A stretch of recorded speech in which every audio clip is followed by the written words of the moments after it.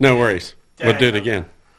Before we go, that was pretty natural. I like the way it was just flowing. What you think? Yeah, almost just forget that we said anything. Yeah. Yeah, just do it again. Yeah, we'll do it 2 or 3 times because Okay. each time I'll try to give discrete answers and not parlay from one topic to the next. I'll try to give more discrete answers. And I like the way you went from what's that, spatial to temporal. Yes. And and then it's something like that. I'm like, hey, yeah, you got to explain that to me, man. What exactly do you mean by that? So I like the way the transitions on those things here. So let us know, man. Can we get a countdown? Oh, yeah. Countdown is in 5, 4, 3, 2, 1. Hello, welcome back to episode number 2 of Spilling the Tea with 4C. I'm super excited to be here today. I've actually have Steve Probst, the founder of the 4C conference. So, Steve, tell us a little bit about the conference, man. I mean, what is the compelling message of the 4C conference? So the 4C stand for Connect, Collaborate, and Contribute to Compliance. Okay. And it's all about getting people together. We have a wonderful ecosystem within the refinery, petrochemical, and oil and gas space of practitioners. The B1 coordinators, LDAR coordinators, the people that do the air permitting, and they get together at the 4C conference with the stakeholders of the larger ecosystem, the government employees, the technology providers, the consultants. Everyone comes together, the stakeholders come together, they collaborate. We have 3 days of not only presentations and training classes, but from 5 to 7 we have networking events. And this is where a lot of people really let down their guard and they talk more openly and share information because during the day they're getting training, they're getting presentations. Yes. But once you get in a more informal setting, they ask those questions that they thought about during the day, but maybe weren't quite comfortable asking in front of the crowd. Whereas if they get one-on-one in a networking event, they feel comfortable asking the questions.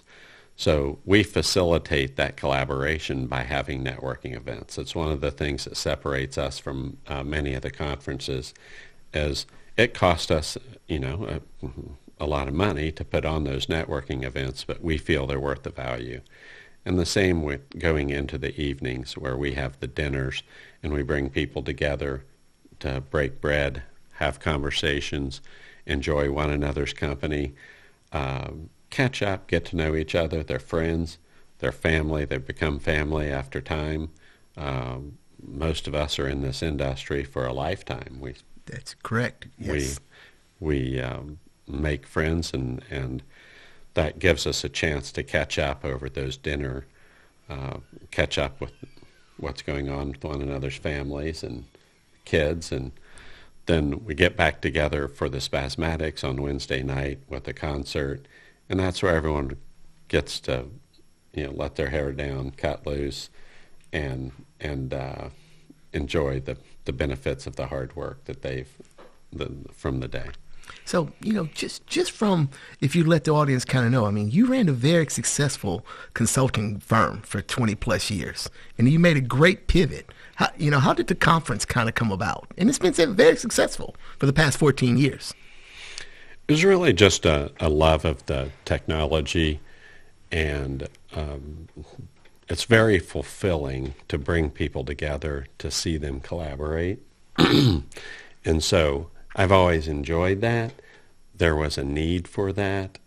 And so we really just met a need that was out there.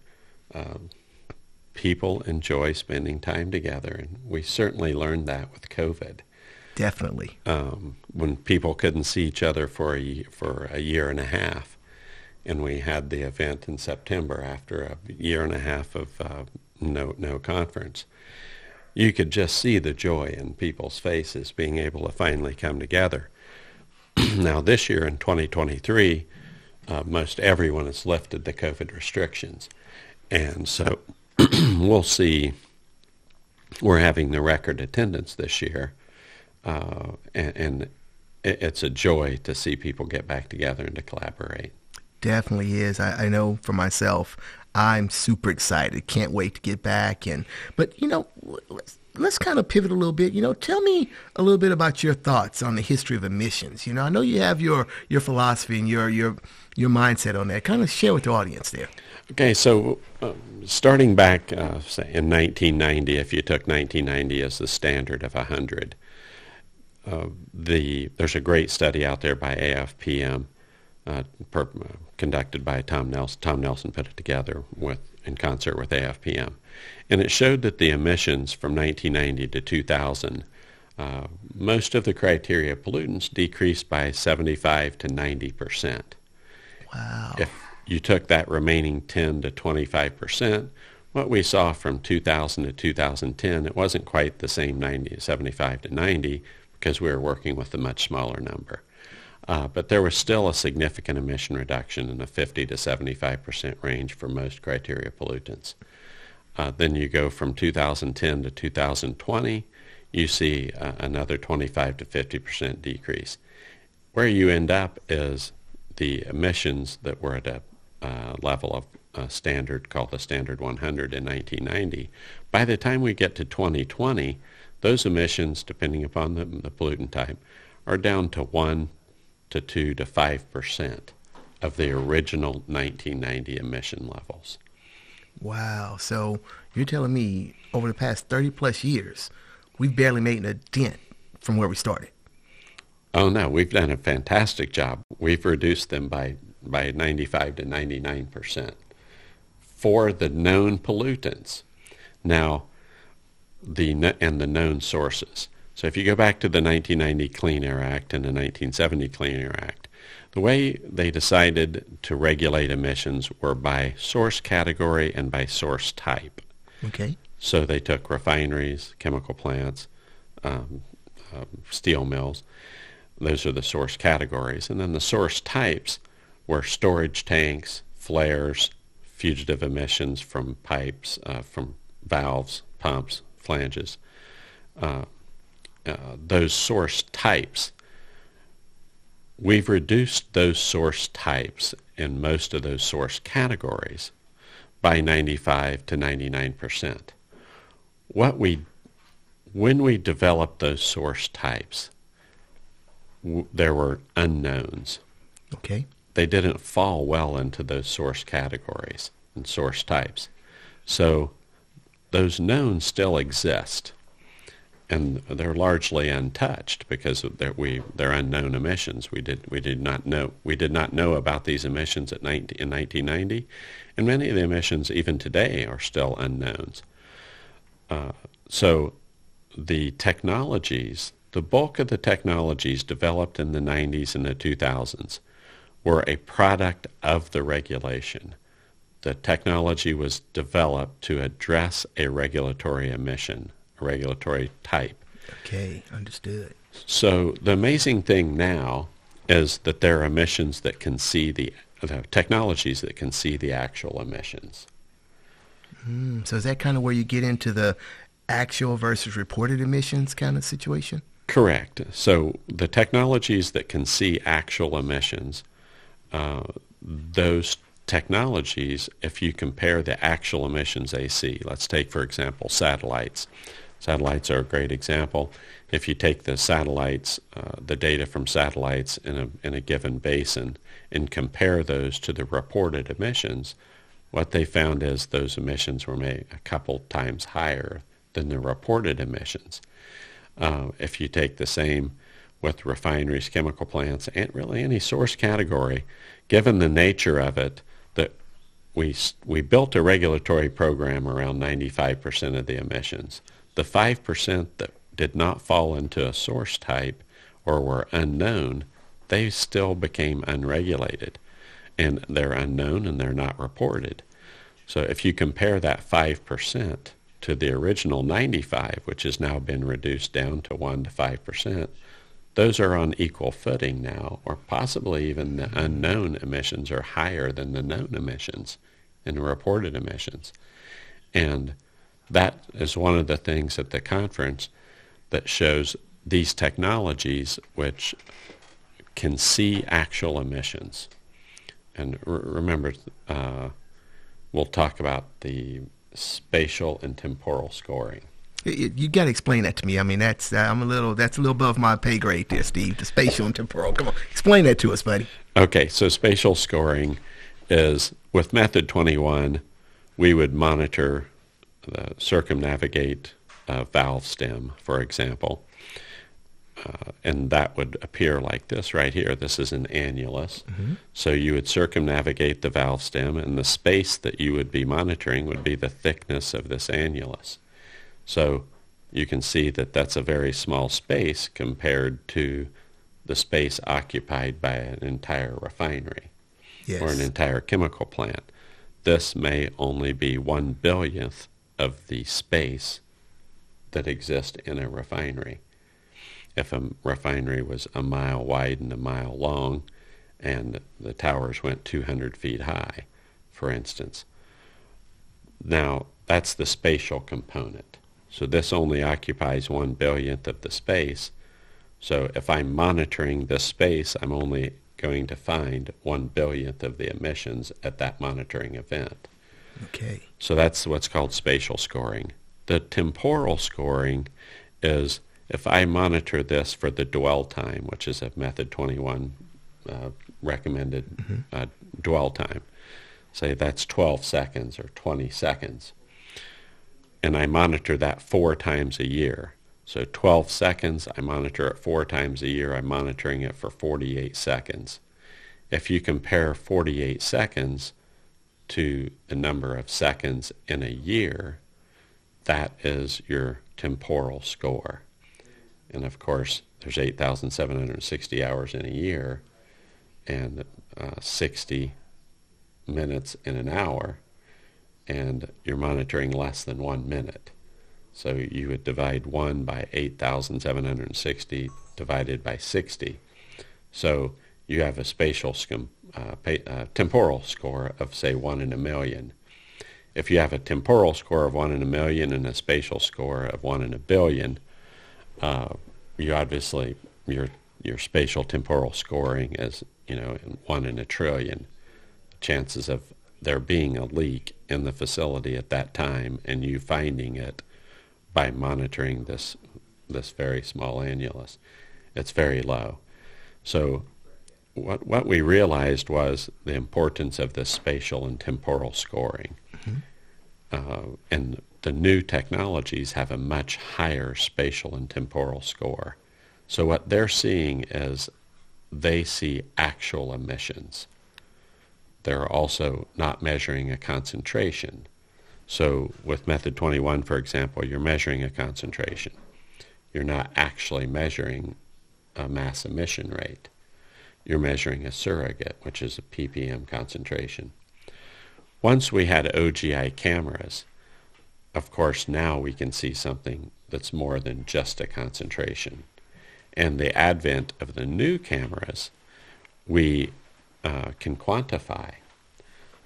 So with an OGI camera, you can see a far larger number of components, so it has a higher spatial score, and you can see components more quickly, and more often, so it has a higher temporal score. So OGI was a fantastic improvement from a spatial and temporal scoring. Now, as time passes, those OGI cameras may become mounted cameras where they have even higher temporal and spatial scores. There'll be some information at the conference about that particular topic. Technologies with higher spatial and temporal scores, including OGI, which the new applications of OGI have higher and higher spatial and temporal scores. And of course, some of the new technologies have extremely high spatial and temporal scores. So with this new technology that you're having higher spatial and temporal scores, this is a lot of data that's being collected. What are the sites doing with all this extra data they have now? How are they handling it from a regulatory cycle to a technology cycle? I mean, how are they handling all this data they're collecting now? Correct. So one of the issues is that the technology cycle is much faster than the regulatory cycle. So, for instance, a regulation, it takes from 7 to 20 years to incorporate a technology into the regulatory cycle. Wow, 7 to 20 years? Yeah. For example, if you take optical gas imaging, which was an amazing technology, David Furry was one of the folks that discovered the technology, and he received the Lifetime Achievement Award a few years ago. He's the godfather of OGI, and that happened in the early 2000s, and by 2004, 2007, the cameras were being produced. They were available. They were maybe more expensive than they are today, certainly in adjusted dollars, inflation-adjusted dollars. But that OGI technology has existed since 2004. Here we are in 2022. One of the big topics at the conference this year will be Appendix K. Very big topic. And you know Appendix K probably better than I do. And you certainly know LDAR and OGI better than I do.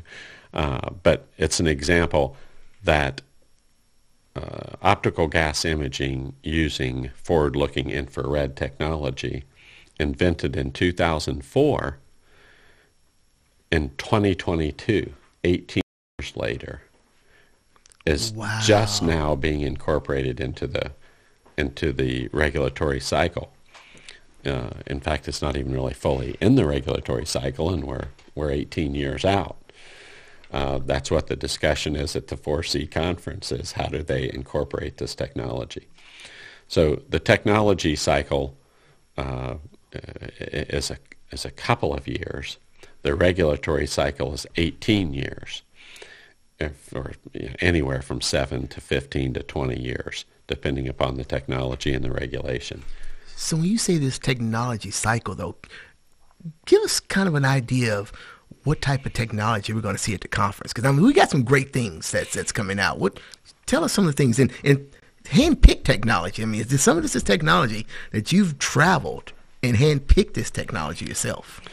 Correct. Of course, the OGI technology has continued to advance dramatically. I know you talk with Craig about that, yes, and I talk with Craig regularly, Craig O'Neill of FLIR, and the ability to visualize the leak, the field of view, all of those components, the quantification. The quantification didn't exist in 2004 and 2007. I think Providence Photonics introduced the quantification at the conference maybe 5 to 7 years ago. But now most of the technologies have this quantification. They have elements like colorization. Eventually there will be the pan, tilt, zoom type cameras, which continue to increase the spatial and temporal scoring. So OGI is definitely a technology that continues to improve, and not in a small way. It's dramatically improving. But there are also technologies such as the Grand Perspectives technology, which uses hyperspectral imaging. Explain that one to us a little bit, Steve. Come on, go in detail on that one. Okay, so an infrared camera looks at a traditional optical gas imaging infrared camera, looks at a very small band. Okay. And it looks at the total absorption in that band. Whereas hyperspectral imaging looks at each of the individual wavelengths. So hyperspectral imaging has a fingerprint. So each human has their own fingerprint. Similarly, each set of chemicals or each vapor cloud will absorb unique spectral ranges. And because of that, hyperspectral imaging allows them to quantify and speciate vapor clouds. Interesting. We have never had that technology. This is a brand new technology to the regulatory world and the environmental world, is the ability to both speciate and quantify vapor clouds and to scan the entire facility and do that regularly, every few hours, every day, to scan the entire facility and quantify and speciate emissions. Another technology is for example, is the Molex technology, with a series of sensors. Those series of sensors will give a PSL, potential source location, which then allows the staff to go look in just the specific area where there's an emission source. And again, that's a technology with a very high spatial and temporal score. And it's a technology that gives you situational awareness. Another example of the technology is the satellites. So we got satellites out there as well now? We've had satellites for several years now. The difference in the satellites today than say five years ago is if you have a satellite and it only is taking a reading once a month, that has some value. You can still see super emitters. If you have a technology, or if you have 5 satellites, now you're seeing that every 6 days. So you're going to find super emitters more quickly. The resolution has also increased, and so it's very similar to OGI, how we started off in 2004 with a OGI that was a fairly crude OGI, and now we have an OGI that can quantify and can colorize and all these other things. Similarly with satellites, in just 5 years, we've gone from a few satellites to 10 to 20 satellites. And the future satellites, Orbital Sidekick is an example. Orbital Sidekick has a launch scheduled for, I think right now, April 1. Okay. That may get moved back to the April 3rd to the 5th, which would be during the conference. So we may have a viewing of the launch of a satellite, of SpaceX Falcon 9 launch of the Orbital Sidekick satellite. And the Orbital Sidekick satellite uses hyperspectral imaging. So it's slightly different and improved technology, so very much similar to what we've experienced with OGI and optical gas imaging. We're seeing a similar thing. Hey, sorry, can we pause? Sorry, the cameras are overheating. Yeah. I know I really hate to break up the flow, but yeah, we did all the prep work for this morning, and so the cameras were already hot. And, Do you have what we've done already? Can we play? Yeah, we have all that. Can we kind of listen to it a little bit? Yeah, if y'all want to find a spot to kind of take back, start back up. We're so sorry about that. Yeah, No we worries. can look at what we have and then we can pick up and. Yeah. So how long does it take? Live recording video. Whenever y'all ready.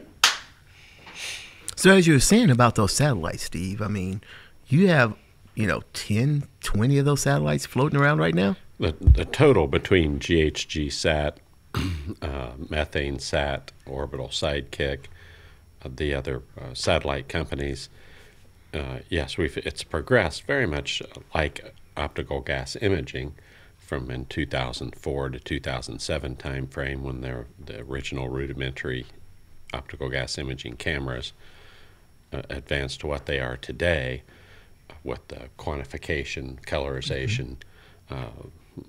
One day, the pan-tilt zoom and autonomous optical gas imaging cameras. The satellites have advanced in a very similar way.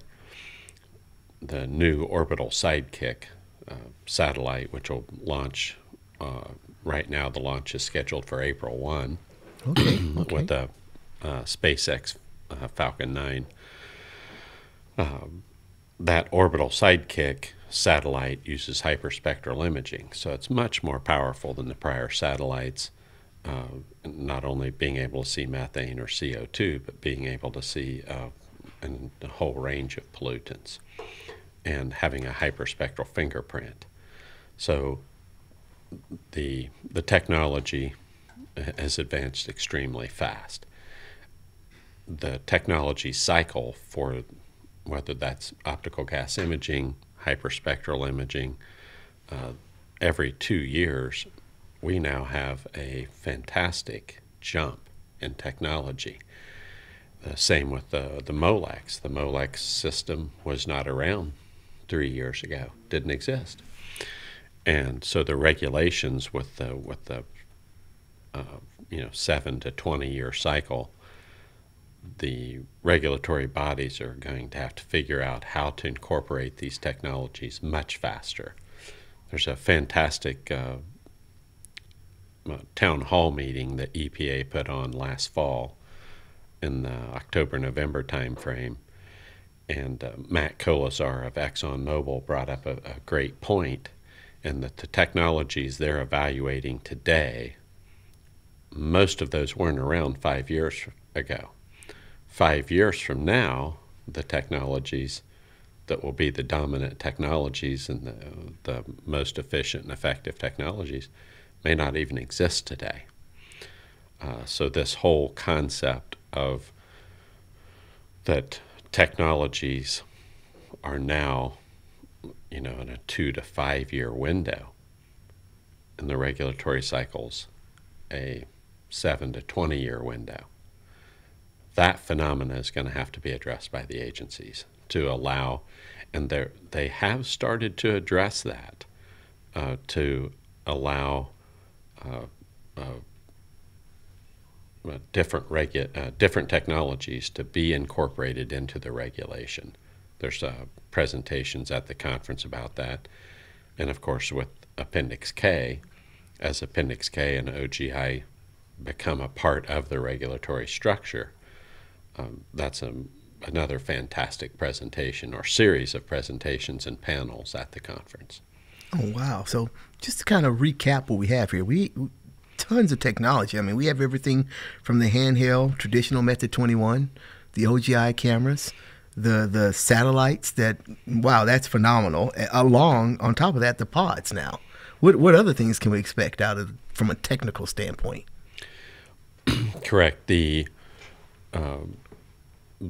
fence line monitoring, if you think of fence line monitoring and the traditional time-weighted average numbers versus the technologies that are available today. If you take the OGI, the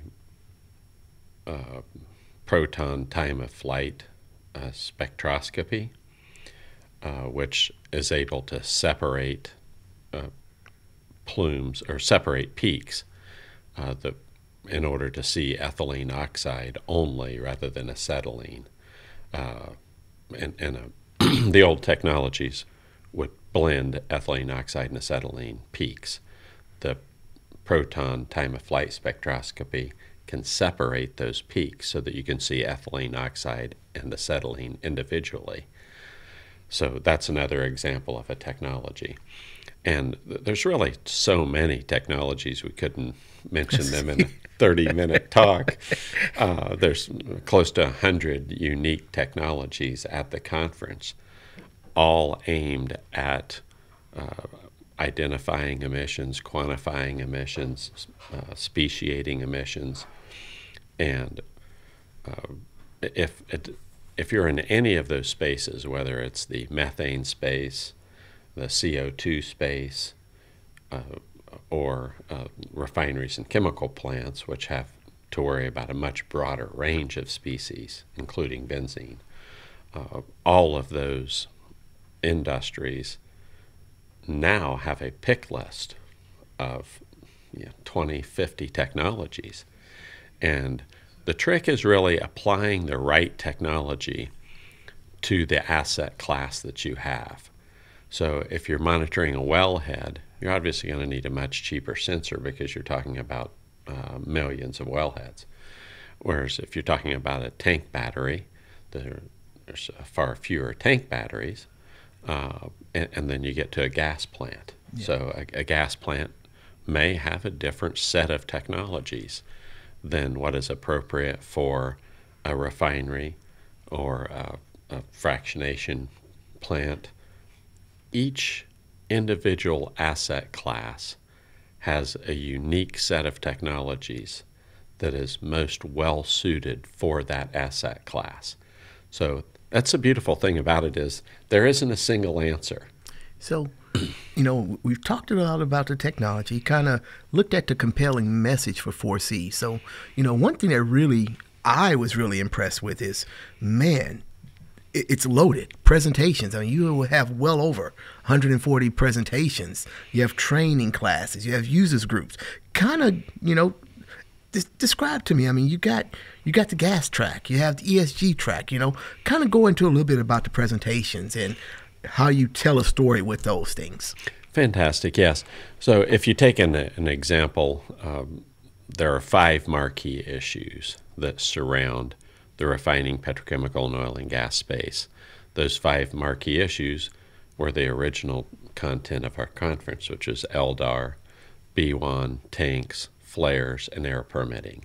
Those 5 sources of emissions account for more than 75% of the violations, the notice of violations issued by state agencies or by the federal EPA.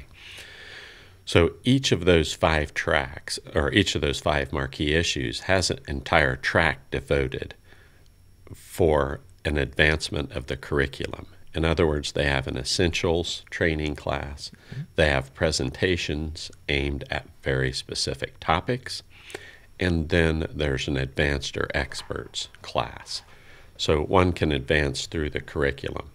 And in one year, they may go through the LDAR classes and the LDAR presentations. And the next year, they go through the B1 classes and the B1 presentations. And that's a very fulfilling part of the conference, is that we watch and help and facilitate the advancement of people's careers. Wow. So yes, it's really a beautiful thing to see a young person come into the industry. Today, there's a lot of talk that the fossil fuel industry will only be here for another 10 years or what have you. That's they've been saying that for 40 years. If you look at the number of electric vehicles in the top 10 most populous countries in the world, 8 of those have less than 1% electric vehicles. So with just very little math, you can know that the fossil fuel industry will still be here 20, 30, 40 years from now, arguably as large or larger than it is today. Whether we've hit peak oil or not, my gut feel is we haven't hit peak oil. We may not hit peak oil for another 10 years, as those countries from 8 through 10, only United States and China, of the 10 most populous countries, only United States and China have more than 1% electric vehicles. The other 8 have less than 1% electric vehicles. And it's unlikely that, given the standard of living there, they're going to be able to afford the electric vehicles. In addition, that those countries don't have the same infrastructure that the U.S. has. So the bulk of the population of the world is not going to be having a significant number of electric vehicles as compared to internal combustion engines, most likely for decades. So we need young people to come to the industry, and it's one of the things that the conference does, because the conference has a lot of technology, and the next generation is very interested in this technology. Technology's sexy, technology's fun. I Yes. love all this different technology, and one never really gets a complete feel for these technologies. I've been in the business for 35 years. There's 150 plus presentations at the conference. I obviously can't attend all of them in real time during the conference, but after the conference, I go back and listen to the recordings. So you listen to every recording. Well, maybe not every recording, but at least 100 presentations a year. And every single one of those presentations will completely humble anyone that considers themselves to be an expert. Man. Because the content of that, to hear Craig O'Neill talk about OGI, if you think you know a lot about OGI, wait till you hear Craig talk for, you'll realize that your knowledge of OGI is very little compared to someone that's lived OGI most of their adult life. Or if you look at the Fourier transform infrared technology, FTIR, the great example is Grand Perspectives. Grand Perspectives is a different kind of FTIR. So any of these 100 presentations will remind me of how little I know compared to that expert. Every single one of those presenters has a very in-depth knowledge of their particular subject matter, sufficient that the people in the crowd typically are walking away after that presentation having learned a great deal. And our goal is that at the end of the day, the conference, say on Tuesday or Wednesday or Thursday, that everyone has reached a saturation point. Say, I cannot learn any more today. My mind is full. The saying, your heart is full. Well, at the end of the day, anyone that sits in at those, 6 or 8 presentations, their mind is full. It's really a beautiful thing to see just how much content. So speaking of the content and you saying, it's an abundance of information there.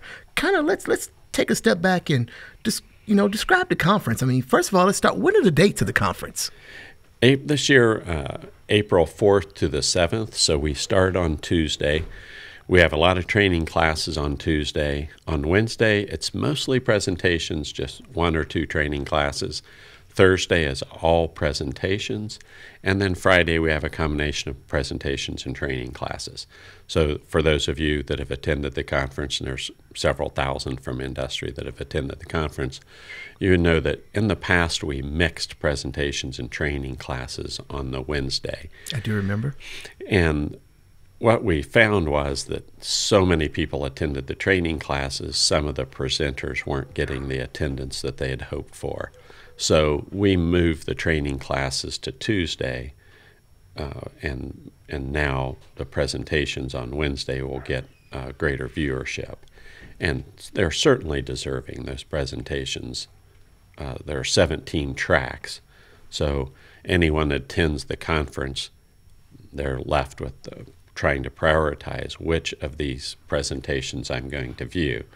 And it's always a difficult challenge, because in any given hour, there may be 5 to 7 to 10 presentations that you would like to sit in on. Exactly. But you can only be in one place at a time. So it's an amazing amount of content, and that's why most of the companies send multiple people. Sort of at a minimum, an industrial company would send at least 5 people because of the 5 tracks. The LDAR, B1, tanks, flares, and air permitting. And this year, of course, ESG is a much bigger issue. And we talked about permitting and permitted emissions versus actual emissions.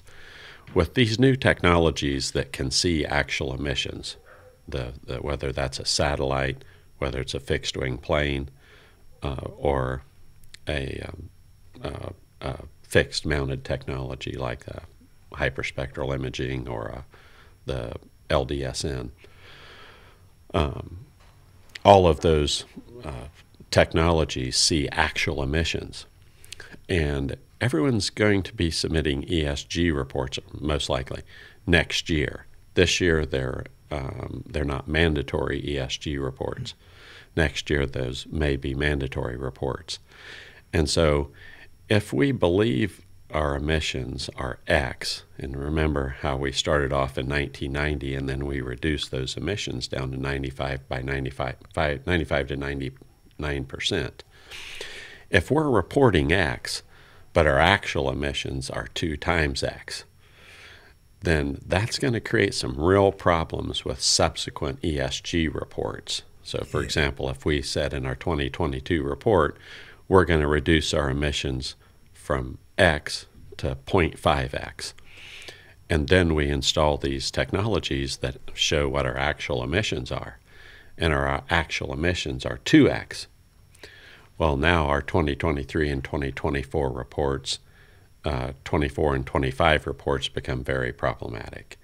Mm-hmm. So I'm sorry I messed up the 22-23, but in 2023 is a preliminary report. It's the first preliminary ESG report.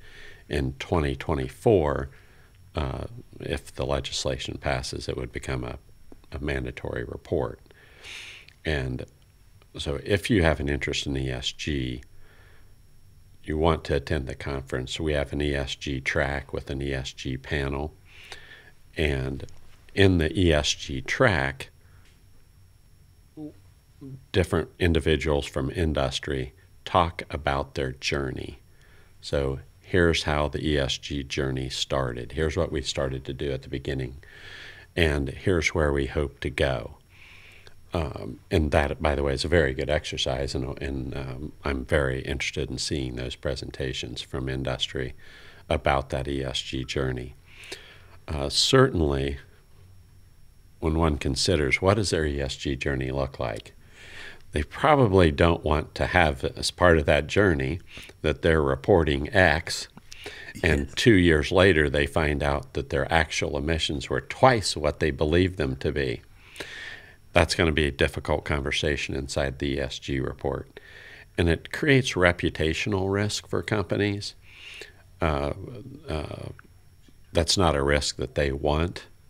And so my advice would be to highly encourage companies to look at those technologies which are focused on actual emissions. The technology wasn't developed in response to a regulation. The technology isn't there to comply with a regulation. The technology is there simply to observe actual emissions and to compare those actual emissions to my reported emissions, to compare the actual emissions to my permitted emissions, and to compare those emissions to what I'm putting in my ESG report.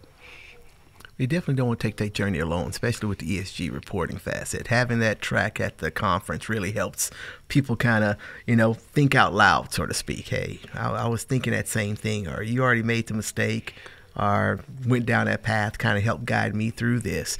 When you collect all this extra data and now you realize you have this information, I also know we have different companies at the conference that help you take that data and put it into a reporting format if necessary. Can you elaborate a little bit on that? Oh, yeah, Matt, that's a fantastic point. And that is, previously, the type of data that we had was mostly concentration data. Mm-hmm. So you're measuring the concentration in a stack, you're measuring the concentration as you circumnavigate a valve stem. That's a single type of data. As you start to get video images, that's a different type of data. It's not a concentration reading, it's a video image. As you get satellite data, that's a whole nother type of data. As you get hyperspectral data, of course, that's a much more specific kind of data, because you're looking at the every one of the spectra, whether it's hyperspectral or multispectral. It's a different type of data than the traditional OGI, which is a band, and of course different than the ppm concentrations. So managing these different types of data, how do we store this data? How much do we store? How long do we store it? How do we aggregate this data? I'm extremely interested in hearing, in particular, Erin Tullis's presentation from Validare. She's also speaking as a representative of the United Nations. To see her perspective and she's a very knowledgeable person. You She remember we is. talked about earlier Yes, about yes. if you think you know something about a subject, go to a presentation at 4C and you'll realize how little you know from compared to what an expert knows. And the question of how you manage that data, how you handle that data, that's addressed in a presentation by Emerson, by Iconic Air, and by Valadair, from Aaron Toulos from Valadair. So there's 3 separate presentations on that particular subject. Just to give you an idea, you're going to get multiple perspectives on the same topic. 3 separate experts giving a view of that topic. No, I'm excited to hear those things. I mean, because we know, having the technology and availability of the technology it's huge. It's game changing. But learning to do with that data, do we keep it to ourselves? Do we show it? What do we do with it in general? I mean, those are phenomenal things. Here, I have some other questions for you here, Steve. Let's, just put yourself in 2 different shoes. First, we're going to ask you, if I was at a facility, an environmental manager, environmental lead, and I had either some new engineers or I have some guys rotating job duties, why would I go to 4C? Why would I pick 4C to send my people there? Well, the first question, or the first answer, would probably be because your boss, your ultimate boss, the plant manager, has a great interest in something called mechanical availability. The Solomon Index for refineries and mechanical availability for everyone is greatly affected by the environmental technologies that are being developed today. And that is, if you think about emissions from the perspective that if an emission is occurring, something's going wrong. Correct. And now we can see the actual emissions. So we can see what's going wrong. If a valve is leaking, it's an indication that it's not operating properly. If you're doing maintenance and you have a very large emission source and a vapor cloud, well, that wasn't the way that you decommissioned that equipment could be done better. If you have a pressure drop, you're seeing a pressure drop on your screen, but the output for the rest of the equipment still appears to be correct. You have an issue there. Well, the acoustic devices, Distrans acoustic device and others, they can see that there's a leak of compressed air or nitrogen or hydrogen because they're using acoustics, not using light. Mm-hmm. And so they can see that there is a leak on the compressed air, the nitrogen. You want to go fix that. So it's an example of, you remember when we talked about the regulated sources and starting at 100 and they go down to 1 to 2 to 5% today in 2020. But these unknown sources, they're largely untouched. These new technologies see those unknown sources, and a lot of the unknown sources fall into a class of emissions that I refer to as museum emissions. So they're malfunction, upset, excess, startup, shutdown, or malfunction, and maintenance. So we call them a museum emissions. They are not normal operations. Well, all of those, if it's an upset emission, something's going wrong in my facility. If it's an excess emission, something's going wrong. It's not normal operation.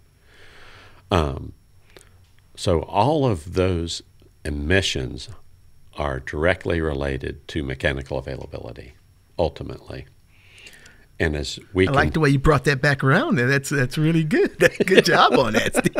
So museum emissions are related to mechanical availability, and every plant manager in the United States is concerned about mechanical availability. But you brought up a good point there. So the 4C is not just where you send your new environmental engineer or environmental professional. This is somewhere where you can go and make sure you're up to date yourself. If you have 10, 15 years of environmental experience, you can still find added value from attending. Absolutely. It's designed as a curriculum, just as a university would be designed. Very early on, we worked with curriculum specialists 10, 12 years ago. As the conference was being developed, we worked with curriculum specialists who, taught us that we have to have essentials classes, then advanced classes, and expert classes. So wherever you are in your career, if you just you were just put in charge of B1 last week, or you've been a B1 expert for 20 years, there's plenty of classes for you. As an example, I got a call the other day from a B1 expert. They'd been a B1 expert for 30 years, and there were several issues that are being presented by Costa Lucaris. And those issues are new types of issues, by the way, very much related to that conversation we had about known versus unknown emissions. Yes. And so if you started yesterday or you've been doing this for 30 years, you'll find a home equally at the conference in terms of relevant content. So let's take that too and kind of twist it in. If I am a service provider, a consultant, what would benefit me? What would I benefit out of 4C? Why should I attend? Yeah, so the consultants, of course, one, from a permitting perspective, they're writing BACT, the best available control technology, is a part of every permit application. When we specify old technologies, we're not necessarily doing our customer a favor, because that old technology may not address emissions that we will ultimately be forced to address. As the ESG program advances, as the actual emissions measurement technology advances, and we know what our actual emissions are, and our actual emissions aren't necessarily the same as what we had in our permit previously, the permitting staff have to be there. And that's one of the things with consultants. In fact, in the past week, we've seen a bunch of consultants register for the conference. It has been an uptake. And I know that that's what it's specifically related to. I was a consultant for 20 years, air quality consultant, prepared countless air quality permits, and we never considered. We took whatever was in the technology document at the TCEQ, which again, if you go back to the regulatory cycles versus the technology cycles, most of what was in the regulatory documents at TCEQ was technology from 5, 10, 20, 30, 40, 50 years ago. If you take Method 21, which is from 1970, it actually predated 1970, but that's a 50-year-old technology. And of course, to this day, TCEQ still only allows Method 21 in certain situations. It's still a requirement that you use a 50-year-old technology instead of technologies that are far superior and available today. But the consultants don't necessarily do their industry customers a favor by foregoing all of those technologies. Because if you're spending money, imagine if you're spending money on a car. You wouldn't want to go buy a car made in 1970 and drive that car around all day. Not at all. Wouldn't get very good gas mileage and not very good performance. And so you'd probably want a car that had lower emissions and a smaller engine but still goes faster. So it's the same with the technology. So consultants traditionally have not focused on new technology. That is likely something that will change. I hope it changes, and I'm encouraged that so many of the consultants in the past week or so have started to register for the conference, because there's a tremendous number of industry people registered for the conference, state regulators appearing at the conference, technology companies at the conference. But consultants bill by the hour. So for a consultant to go to the conference is expensive, but possibly far more expensive for their customers if they don't go.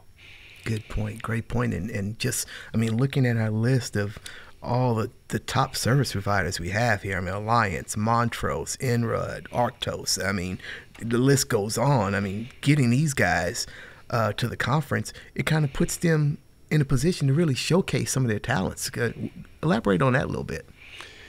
Yeah, so there's a tremendous number of technologies as you think about. You go from the satellites in the stratosphere down to high altitude sensing systems, down to the fixed wing planes, like Scientific Aviation, Champion X. Then you go to the helicopters, which again, Champion X has the helicopters equipped with the optical gas imaging. Then you get to the drones, which are again a little closer to the source. Then the mobile sources, like the PTFIR, which is in a mobile source, a mobile unit. And then you get to the handheld devices, and then the fixed mounted devices. So the conference covers those all the way from the satellites down to the acoustic camera or optical gas imaging camera mounted on the control room. And to bring in one more element of those is the machine learning and the AI. Big part. Machine learning and AI is a big part of the conference this year. We have 4 or 5 different machine learning and AI providers. Clean Connect AI will be there. Jed Anderson with a machine learning AI scrub of the permit conditions, special conditions. So AI tells you which special conditions you should be asking for, which of course saves industry millions of dollars. Yes, and it also has great applications, as you mentioned, for consultants. So if you want to know who has ammonia slip, Tundra AI can tell you every facility in the state of Texas that has an ammonia slip. If you sell TDLAS for ammonia, you can get every single site in Texas with the ammonia slip permit, and it'll tell you which ones currently use TDLAS versus which sites use the older technology, which it doesn't have the money-saving component that the TDLAS has. So, yeah, it's the machine learning and the AI is an exciting new part of the technology and offerings at the conference. Emerson has an amazing technology regarding AI around flares to predict flare events and when a flare event may occur so that the flare event can be prevented rather than simply mitigated after the fact. It's a wonderful presentation. You know, one of the things I also, in my regard, is there's a huge manpower shortage going on right now. I mean, I think, manpower is one of the most treasured items for most companies. And I think you have done an amazing deal in giving opportunity for local students to be able to attend the conference, which not only gives them a firsthand view of the industry they're trying to get into, but, you give them an opportunity to find jobs. Could you explain a little bit of your mindset behind that? Yeah, so historically we've worked with the University of Texas, Texas A&M, others, where the students come in and they volunteer of their time, and in return, then we take them through the exhibit hall and introduce them to potential employers. I mean, that's huge. I mean, most people, they can tell you they're 2, 3, 10 people down at this point. So that's big. Yeah, and of course there's wonderful success stories. I won't mention any names, but folks that volunteered, and then we made the introductions, and they were hired, and now they're a part of our ecosystem. It's really, really cool. And in some cases, we knew their dads, and so I got to see this 2 generations involved, where we knew their dad, and the son went to college and got a chemical engineering degree, volunteers for the conference, and we make introductions. And so, yes, it's a great place to find talent. And that kind of gives that to the point of, a conference is so much more than most people give it credit for. I mean, like you brought out, a conference is a great place to learn, a great place to network. You may find your next boss, your next employee. I mean, there's so much you can get out of attending a conference. And I think 4C kind of puts that setting in place for everybody to find what they're looking for. I mean, heck, in some cases I've even heard people, they're sending their HR people to the conference to look at the talent. It's all about finding a happy home, especially with this generation, when they find meaning in their work. We were taught to work as a part of our work ethic and work discipline. We work all the time, no matter what. Some days we like our work a lot, and some days it's a struggle. But the next generation is much more about finding that home, and that's ultimately a good thing. You want people to find a fit. They're doing something that they love, and so they never work a day of their life, even though they do it all the time. And so, yes, the conference is a place where we help people find their happy home. And that's always rewarding and very fulfilling. So, no, definitely. So let's tell us again, what are the conference dates? April 4th to the 7th, 2023 at the Hilton in downtown Austin. But if you don't, you need to sign up fast. Why? Because we're running out of space right now. We have, if you're watching the video, you want to register for your hotels very quickly. We're on to the 3rd hotel. So the first hotel sold out. We got a second hotel that's partially sold out. Now we have a 3rd hotel, which is close to selling out also. So it's wonderful that, COVID is in our rearview mirror.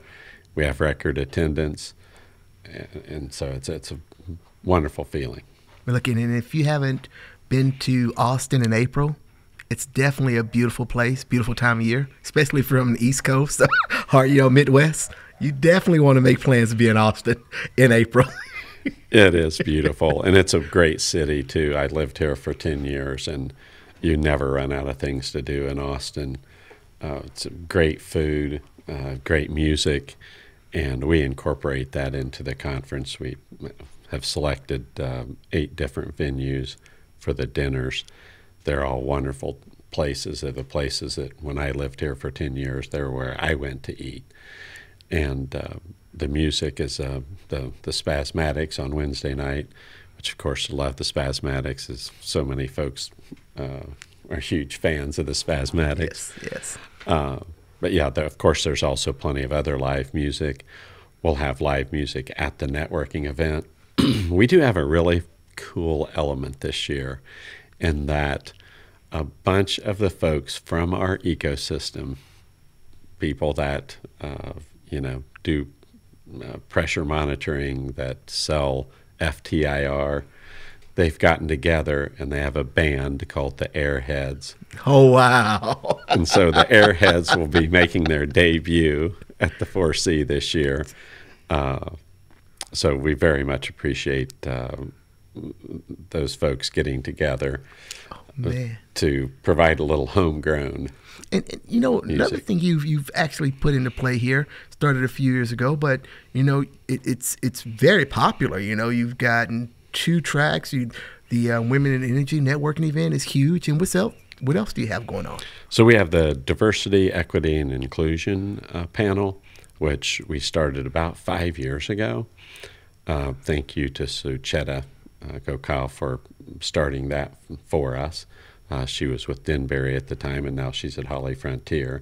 And Shannon Broom, who also is very instrumental in establishing the Women Energy Network event and participating heavily in the DEI panel. So both those things are something that we're very proud of. There's multiple new chapters of WEN, the Women Energy Network, multiple new chapters around the country that were formed from the meetings. Wow. At the conference. So that's, again, it's just a great feeling and very fulfilling. Yeah, no, I tell you myself, from not only being a sponsor exhibitor for the last 13 conferences, now being on this side of the desk for the 14th, I mean, I definitely feel 4C is kind of home. It's where you can go. You can show your products. Like you said, meet old friends, meet new friends, catch up. I know there's several vendors as well as industry folks that we've seen each other's kids grow up together. I mean, we were constantly asking, hey, now our kids are grown and made it through college. Some are married now. I'm going to be a grandpa since the first time I started. Things happen, and it's great that 4C can kind of be a part, kind of that meeting safe haven where we can get together and, for lack of better words, kind of nerd out in most cases. You know what I mean? There are a lot of folks that love to nerd out on Eldar and B1, and I'll never get tired of nerding out on Eldar and B1 and tanks and flares. And yes, it's great to see the multiple generations. And it's one of the things that I think industry looks towards the 4C conference to help bring new people into the industry. Certainly the interns that we have participate in the conference and are hired directly at the conference. That's a very, very direct manifestation of that core value of bringing new people in. But also the hundreds of people that are in the first 1 to 5 years of their career. Maybe they would have moved out of the conference or moved out of the industry, but they come to the conference, they see the technology, they see the change that's happening in all levels, whether you're talking about technology changes, regulatory changes, or even the changes with the DEI that we talk about, building pipelines of talent and building diverse pipelines of talent.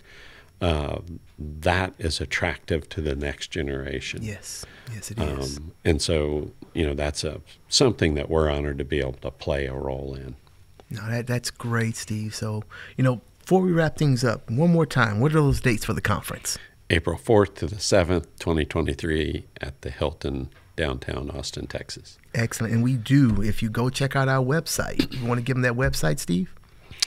4cconference.com. All right. If go check out the website, we have an agenda of the conference on the website.